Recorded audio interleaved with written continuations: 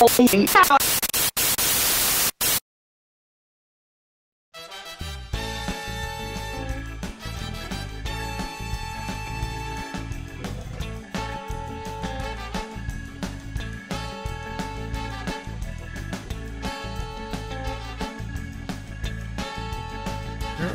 up, nerds? Welcome to DNA Pow Block, DNA's all Nintendo show. I'm one of your hosts, Corey Deering, and alongside me, as always, Edward Varnell.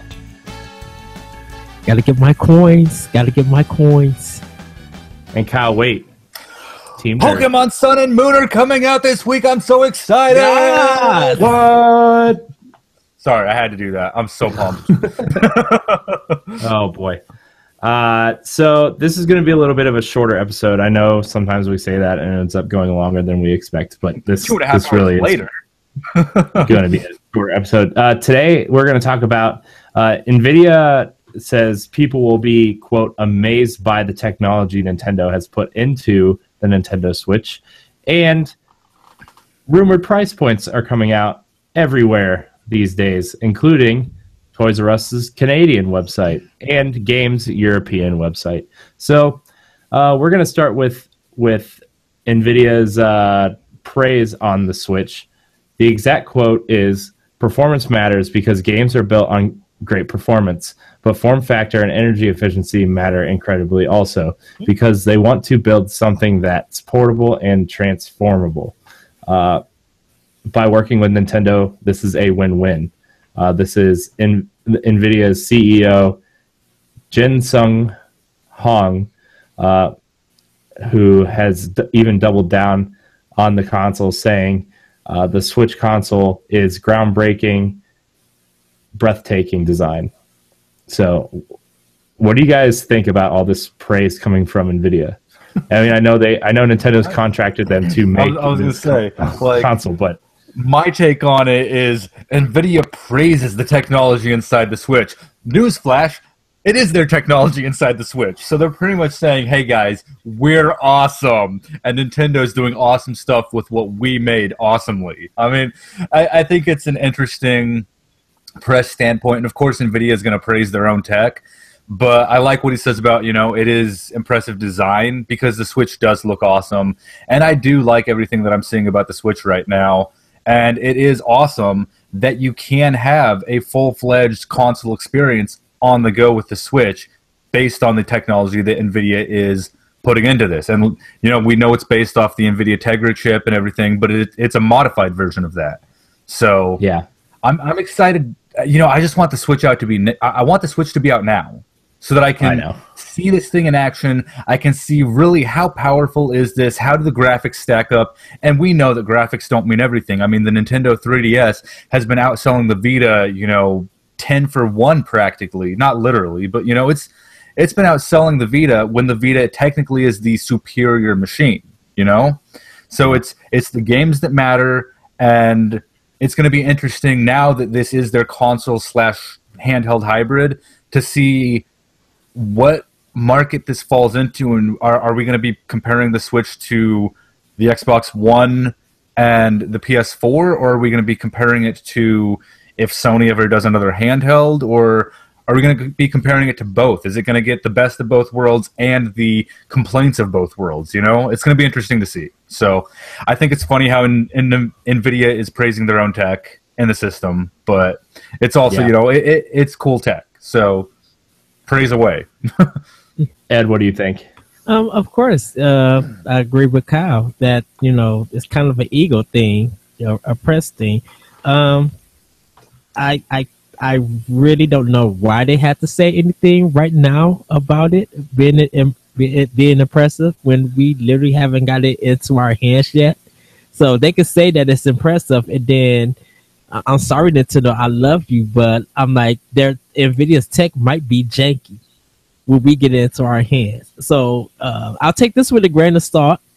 But Kyle, I have to have it next year because Xbox S is on the roll right now, and I don't want Nintendo to mess that up. I want Nintendo to be on the roll from March until Christmas time, selling. I mean, Nintendo's going to be on a roll until that Scorpio comes out. That's all I'm saying. we shall see. I think it's interesting though too, and I don't want to take up too much time, Corey, because I know we're in a hurry. But Nintendo has been using Radeon, the AMD technology for I think that was since the GameCube.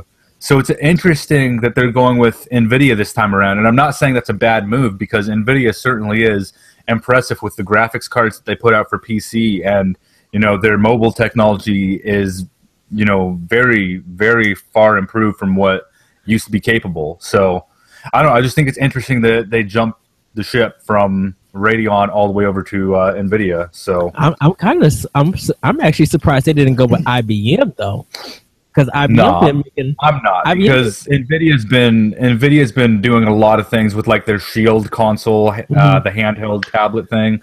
So NVIDIA's been really pushing the portable gaming market space forward as far as like PC streaming to a tablet thing goes. So. I think NVIDIA's technology has really been pushing that. But IBM chips have been doing a lot. And that's why I said I'm surprised they didn't go with IBM for the chips and stuff. I mean, makes processing maybe. The thing is though, like I'm not going to pretend to know everything there is to know about PCs. There's tons of stuff I don't know. But as far as graphics go, I stick with NVIDIA. So I'm glad that Nintendo is going with NVIDIA for their graphics processing unit. Well, yeah, I could see that. Probably that was the only. That was the best business deal they could actually make, and it probably would make sense that like if we go with them, it's guaranteed some sales because a lot of people probably trust NVIDIA. So they're just like, yeah, let's go with them. The only reason why I said IBM, I think it's because they've been making a lot of chips, and a lot of people have been kind of happy with IBM, like with them switching to their chips. But yeah, it's cool for NVIDIA, I guess. Yeah. Yeah. So for those who don't know, Nintendo Switch is powered by a custom NVIDIA Tegra processor, which includes an ARM CPU and NVIDIA GPU. The latest report suggests that Switch GPU is about half as powerful as PS4, which is about 4 gigs of RAM. So that's kind of that bit of rumor, news, whatever you want to call that. But it's exciting. I'm just looking at the screenshot of the Switch. I'm just like, why can't I have this now? This is the only thing I ever wanted in my entire life. Because everybody would complain that it's in competition, and they don't. And what happened with the NES Mini, they don't want to happen with the Switch. Oh my gosh! Don't get me on that salt. Don't get me on that salt, Ed. I can't believe you. I'm not trying to get you on the salt, but I can't find anywhere. Can't find it anywhere. But we're going to move on and talk about there are some price rumors on Nintendo Switch. Toys R Us, a leaked Toys R Us Canada website screenshot has it priced at about $329.99 Canadian dollars, which is about $244 US dollars.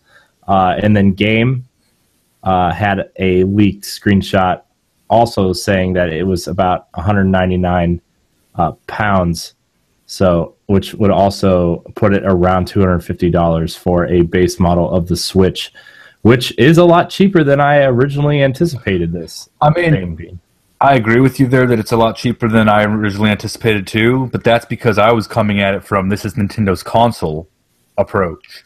The more I thought about it and the more I have thought about it, this is going to be Nintendo's handheld as well. And they have to, in my opinion, be able to market this as a handheld, even though it is still a console. Because if you see a $400 handheld device, oh yeah, it can plug into your TV too, but it's a handheld device. That could cause concern amongst more casual gamers. For me, I think my perfect fit price point for this, where I'm like, okay, this is the most that I'm going to want to spend on it, as far as the console itself goes, would be $300. But at the same time, I also was kind of in that thought of expecting to pay $350 for it at launch, But I'm much happier with the idea that it could be $200 to $250. So, yeah. And that's where I bet comes into play. I think it's going to be $349. I don't think it's not part of their handheld business, because Nintendo has said that they're not going to stop making games for 3DS, and the Switch is for console.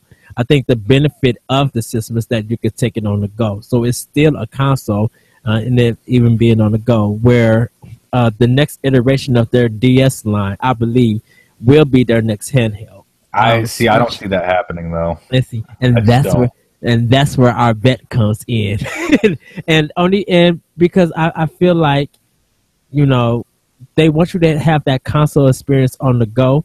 That doesn't mean that was that system designed to be on the go. I think because you can't put your 3DS on your TV and then be like, well, this is the handheld, but it's also a console, because you can hook it up to the TV.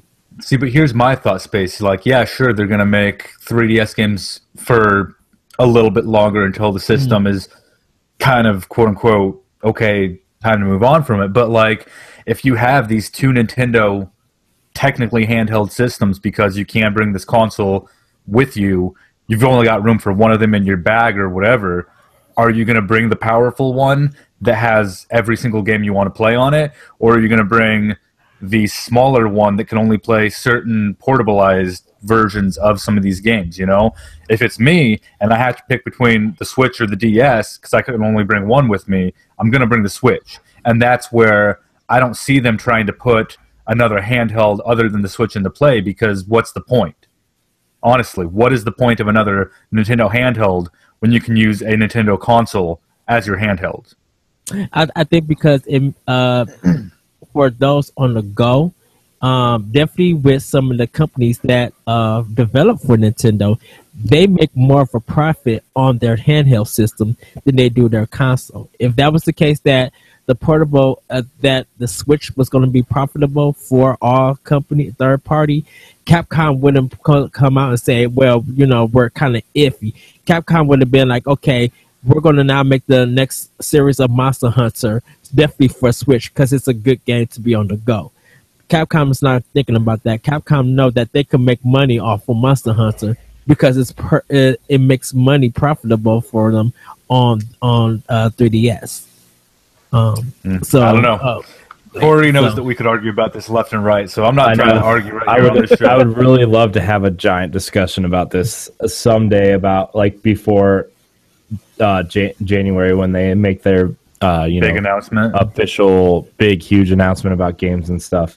Right. But a couple interesting tidbits. Everybody's favorite Nintendo analyst, Michael Patcher, goodness, I know, says that at $350, Nintendo is dead in the water. However, he also points out that it could sell more than 10 million units in its first year if it costs $249, which is what this rumor is currently at, which is actually one of the nicer things he's ever said about Nintendo.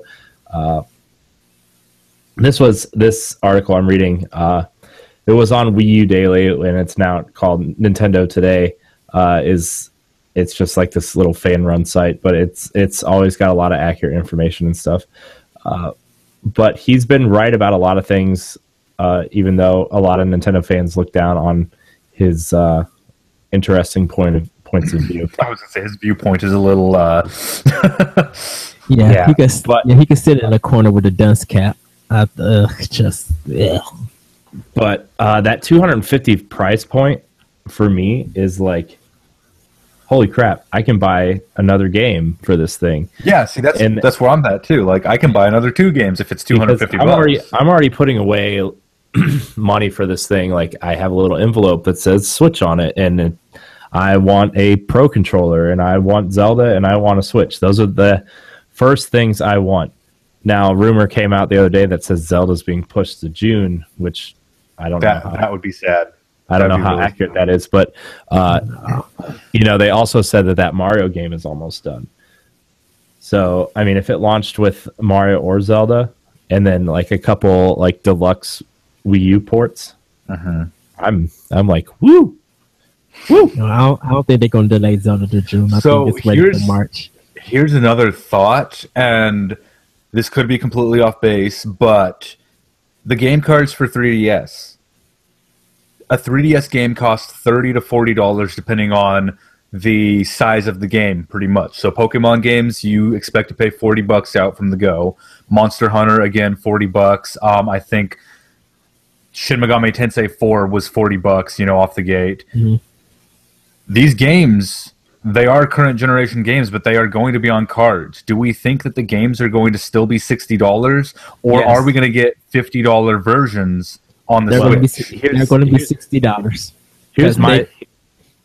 Oh, sorry. Go ahead, Ed. They're going to be $60 because if... I'm not saying that these are going to be simple ports, but if they treat these games like they're doing for PS4 and Xbox One and put in a high budget on these games, they're going to try to get their money back. And if they sell well on the Switch, they might as well just charge the $60. Look at Mass Effect 3 when it came out for Wii U. They charged $60 for the game when it came out at launch, and the whole trilogy was already out for the same price. So they're not going to, just because it's on carts, they're not going to cheapen out on what the budget they have to put into the game. So they're going to charge the $60 for the system. What I think is actually, I kind of think Nintendo is actually going to experiment with their price points. Maybe the Wii U ports are $50. Maybe their NX big or their Switch giant games like Zelda and Mario are going to be $60. But maybe they make a smaller thing like something along the lines of a Darksiders or a WarioWare game that could be $30 or $40, or in the style of a 3DS game to be $30 or $40. I think this is a good chance for Nintendo to experiment at different price points, because like 3DS games are what, $30 and $40, and then you'll have your indie game, which are like between $10 and $20. Mm-hmm. You'll have your Pushmos and your Shovel Knights and stuff that'll be between $10 and $15. I think this is a good opportunity for Nintendo to experiment with their price points. Well, I'll kind of do it like how Microsoft is doing it. Like some of their budget first party games, like Recore, that was $40 when that came out, and it kind of a small indie, I say second party kind of game. Nintendo probably would do 50 or 60 depending on the price point. As for third party, I say if they're going to add a lot of new content for it, they'll charge the 60. But if it's a port of a game, I say $45 to $50 would be a good deal. Yeah. And just they're updating games like Splatoon and Mario Kart, like $50 to get all that game plus the DLC plus their new enhancements. That's a great deal. Yeah, I mean, I would go for that. But if they're doing anything like a completely new game, I think it'll still be $60 because of the budget what they're gonna have to spend to make this game. Plus, if Nvidia's graphic card is so powerful and it's the greatest tech on the thing, then the $60 got to be justified. I should say. Yeah, definitely. I wonder. The one thing that concerns me is, I know that third parties have to spec these things for the lower end Xbox Ones and PS4s still. And I know that the Xbox One, the original Xbox One only has about 5 gigs of RAM dedicated to gaming, and the rest is like the voice commands and the UI and stuff like that. I don't know if that's changed or not, but that's what I read. The last time I read something, it was that. But I want to know if third party is going to be even try to port games over. Like, I wonder if something like Watch Dogs could even fit on a cart, or something like Final Fantasy 15 could even fit on a cart, I think it can. We'll have to see how the compression is. And hopefully if this system can handle Unreal Tournament, handle Unreal Engine 4, then those games shouldn't be a problem fitting on confident on it. My thing is what is going to be the loading. Because if the games could load faster than PS4 and Xbox One, and it don't have to really have an install thing, then yeah, it would be. And if they sell it at a cheaper price, I think that would be the game that people would get for this. I think people would probably buy the more Switch games than they will PS4 and Xbox One. All right, catch me up to speed real quick, Corey. Are we saying yes, $50 on the price? Is that what you're thinking? Well, too? What I said was I said that this would be a good time for Nintendo to experiment with pricing, like $60 for their mainline Switch games, $50 maybe for a Wii U port, $40 or $50 depending on what game it is and what enhancements they make. You're gonna have your mid-tier games like the rumored Darksiders or Bayonetta, maybe $40 to $50 if they're making deals. Maybe Bayonetta 3 would be more like $60. Yeah, that'd be 60. But I mean, if you're going to port Bayonetta 2 over to Switch, maybe that would be $40. Then you have your indie tier, which would be between $10 and $30 depending on the size of the game. Right. And you have your virtual console. I think this is a good chance for Nintendo to experiment with pricing. See, and my thought is, though, that like the game cards themselves, they're like, what, 64 gigabytes? Is that what has been quote-unquote confirmed? I'm not 100% sure on the game cards. I think it was like either 32 or 64 or something. But the thing is, my thought is Nintendo, if they want to be super competitive, if they want to get back into the eyes of the gamers, which is what that early commercial that they showed us looks like they're trying to do, is trying to show, hey, we're here for the gamer, and that's what they're trying to show again. If they do all of their third-party games, if they can convince third-party, hey, on your games, we would like to, MSRP, whatever the price thing is called, $50. I might buy a game on Switch over a game on Xbox or PS4 based on that saving me $10, and it's still going to be, I know, a quality experience because the Switch is powerful enough to handle it at a quality experience, But third party gonna have to be committed into putting the stuff in. That's the thing, is we need to see the third party support. We've seen some already that's been, here's all the partners that are going to work with Nintendo. The other thing too, though, is on PS4 and Xbox One, you have to install your game onto the hard drive if you buy it on disc just to play it. The loading times can still be pretty bad.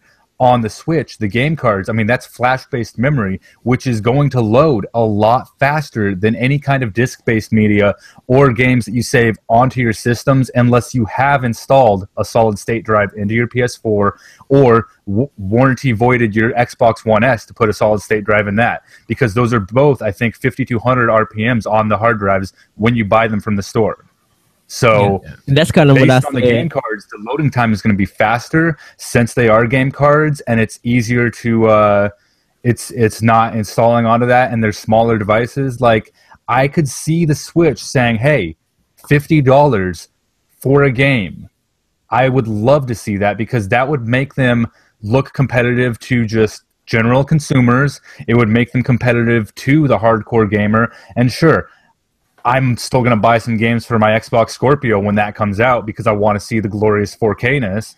But for a game that feels like it would be better on the go, it's going to be bought on the Switch. And if that's going to save me another $10 on top of that, that is just, in my opinion, very smart and very aggressive marketing, honestly. It's like offering a system quality experience for $10 less and still being, for the most part, the same experience minus a few, graphical shinies or whatever.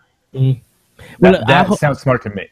I hope the A teams will train the B teams, because I think that's what's going to end up happening, is that the A team at those developers are going to be working on PS4 and Xbox One, and the Switch is going to get the B teams. I think that where we're at right now in this generation of consoles, everything is going to have to be scalable because you've got the PS4, you've got the Xbox One, but then you've also got the PS4 Pro and the Xbox One S and soon the Scorpio, where you're going to have to make each of these games play on whatever version this person has.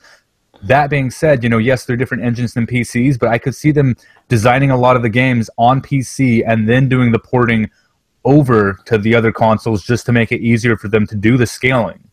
So that would make it easier then for them to also scale it to the Switch. Yeah, Plus, oh, go ahead. Go ahead. oh, I was just going to add to Kyle's thing. Plus, like, instead of, I'm really glad that, like, you know, this is a one screen system, and the fact that, you know, maybe, Ed, like you said, we may be getting a B team from these studios, but I would rather them have a B team working on a game for Switch than, you know, the trouble they had to go through for hiring a separate studio to port their games to the Wii U. Right.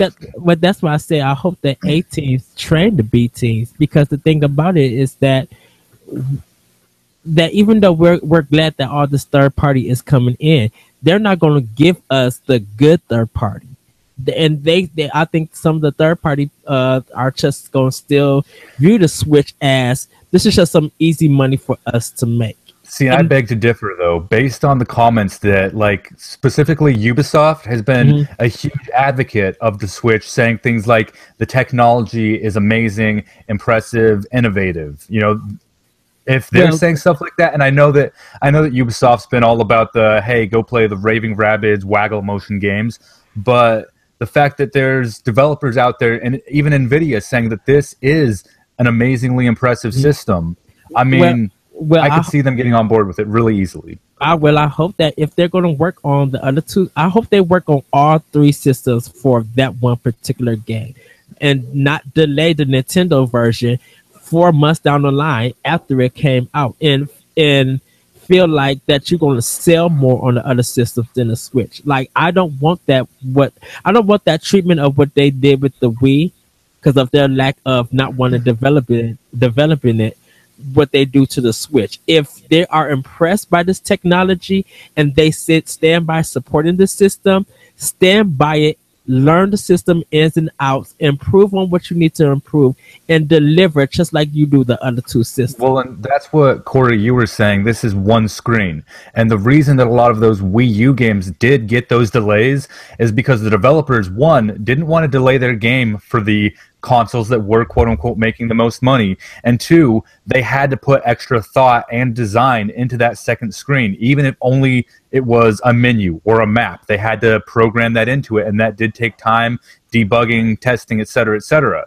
So the fact that this is one screen, the fact that based on, I don't know if you guys covered this, but based on the internals of what the Switch has, yes, it's going to have 4 gigs of memory instead of 8, which is what, you know, these current gen consoles we have now have. But the power of the NVIDIA Tegra chip in it is a little bit weaker from what I've heard than a launch Xbox One. So that's technically like a 900p strong, you know, graphical power, which that's great. And the fact that it's going to be on a 720p screen, it's going to be so much easier for them to be all like, yeah, we can put this on the system day one, because it isn't we're designing this extra feature for it. It is we are just porting it with the different button layouts and whatever else we need to do to make it work on this architecture. And sure, that might mean that the Switch version of a game might have a few less, you know, trees that are noticeable until they, you know, come in or whatever. It might have a little less field of view compared to the Xbox One or PS4 versions of games. But if they can put the game out the same day, the same time, and potentially, like I said earlier, for $10 cheaper, I think the Switch is going to be a very competitive and very, very enticing piece of technology for a lot of gamers that do want to take these console experiences on the go. Yeah, as long as it runs fluid, because I think that hopefully they will run fluid. And just like you said, Kyle, if it's $10 cheaper, that's what I said. If there's not too much installation, if there's barely any loading times, the Switch version will be the version to get. Well, I don't see why there would be any installation other than DLC, because it's only going to have, what was the rumor? 64 gigabytes built in, or 32 gigabytes built in memory. I don't think they've touched on that yet, but I don't know if there's going to be built-in like hard drive, or if you're going to be able to put. They said you can put an external micro SD card in, right? Yeah, they did say it. How much was that going to be? Our micro SDs, I think, up to 256. Yeah, so 256.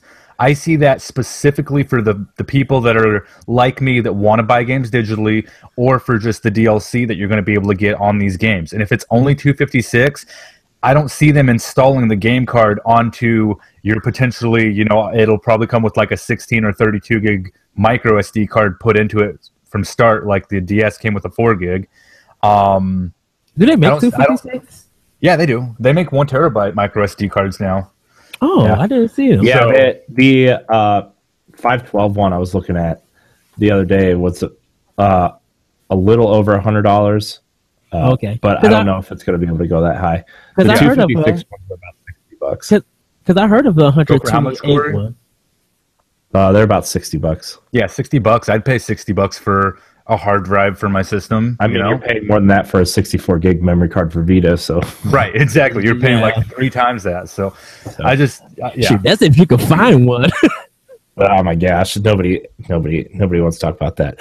But I think we're gonna wrap it up. Any final thoughts on the Switch price, and if you think it's gonna be good? Or I'm still sticking with $349. 300 would be good. I'll say. I really can't say about Canada and Europe because their pricing scheme is different, and who knows how they value the dollar. But $349 is what I'm saying. I'm not going to go with. And I can't wait for March. I really just can't wait for March. I know. I can't wait either, Kyle. I mean, my price point was, I want it 300. If it's 350, I'll still buy it. But 250, that is amazing. And if it does come out at 250 or 199, and then I have to go buy myself a $60 256 gigabyte memory card, I'm okay with that. But I do want to, from the get-go, buy the Pro Controller, buy a handful of games, and get the most out of this thing that I can. I've already got about 400 saved up, put aside just for this. So the cheaper and more affordable they make it, the more I can get out of it from the get-go, and that's just exciting to me. So yeah. I'm so excited for this thing. I can't stop staring at this screenshot of this Switch. I'm just like, hoping that it looks like a beautiful, sleek piece of technology. It is. Really does. Like, it really is everything I wanted the Wii U gamepad to be. But anyways, this is gonna wrap up DNA Pow Block. Remember, you can find the show on our YouTube channel every Wednesday, youtube.com/Digital Nerd Advocates Network. Like, subscribe, and share. Kyle, Team Nerd, go subscribe to Team Nerd. You can find Kyle at _my name is Kyle on Twitter. You can find Ed everywhere. Really, literally everywhere. He has transcendence. He's on. He pops up on NGR Radio a lot. He writes a lot of blogs for the DNA Network. He's on Podcast Connected and does review stuff with Kyle at Team Nerd. So you can follow Ed at that retro code on Twitter. And you can follow me at Rogue Spartan 4 everywhere: Twitter, Twitch, Instagram. And you can find my work on the DNA Network as well.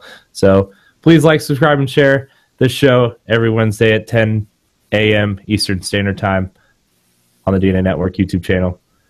Ed, Kyle, thank you so much for joining me as always. Thank you for having us. It's a blast as always. Until next week, we love you. Bye. Bye.